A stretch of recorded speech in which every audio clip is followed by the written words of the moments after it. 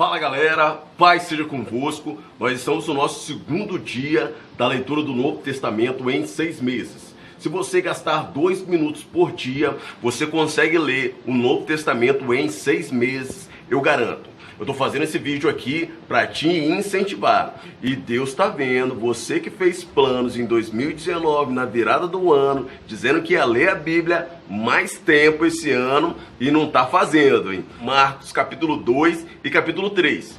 Mas nesse vídeo eu quero te dizer 10 coisas sobre Marcos. Em primeiro lugar, o nome dele é João Marcos. João é o seu nome em hebraico, que significa Deus mostrou o seu favor, ou graça divina, ou Deus mostrou misericórdia. E Marcos é o seu segundo nome, um nome romano, que significa guerreiro. Em segundo lugar, Marcos foi aquele rapaz que participou da primeira viagem missionária junto com Barnabé e Paulo.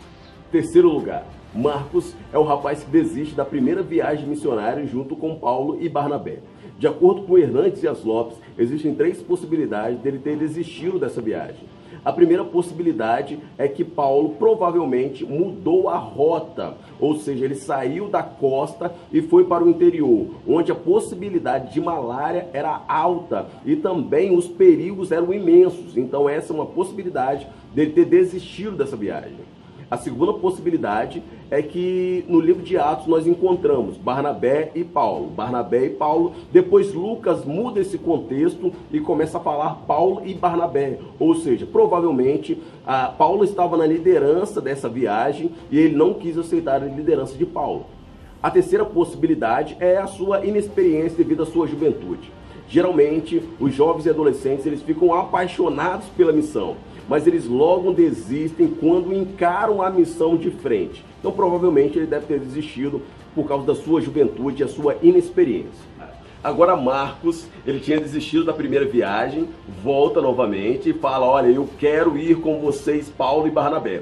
Só que agora Paulo rejeita ele e fala, não, você já tinha nos abandonado na primeira viagem e eu não quero você por aqui. Em quinto lugar, Marcos, ele é primo de Barnabé e filho de Maria. Barnabé, como todos nós sabemos, ele era um homem de posses. Vocês lembram que ele vendeu um terreno e deixou aos pés dos apóstolos. Vocês também lembram do episódio quando Pedro ele é liberto pelo anjo e ele chega até uma determinada casa.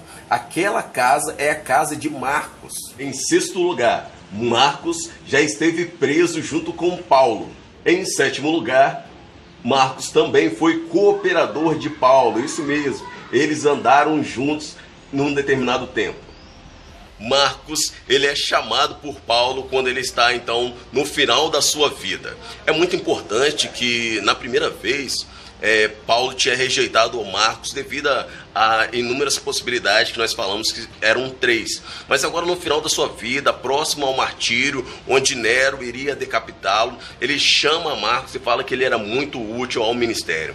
É bom que nós possamos rever também as nossas intenções. Às vezes a gente é muito duro em determinadas situações, não consegue compreender a perspectiva do outro e acaba às vezes sendo muito rude. Em nono lugar, Marcos é considerado filho da fé do apóstolo Pedro. Exatamente, Pedro fala que ele é o filho dele. E o livro de Marcos, ele é uma citação de Pedro falando a Marcos. Então tudo o que Pedro disse, Marcos escreveu e deu origem ao primeiro evangelho após 30 anos da morte e ressurreição de Jesus Cristo.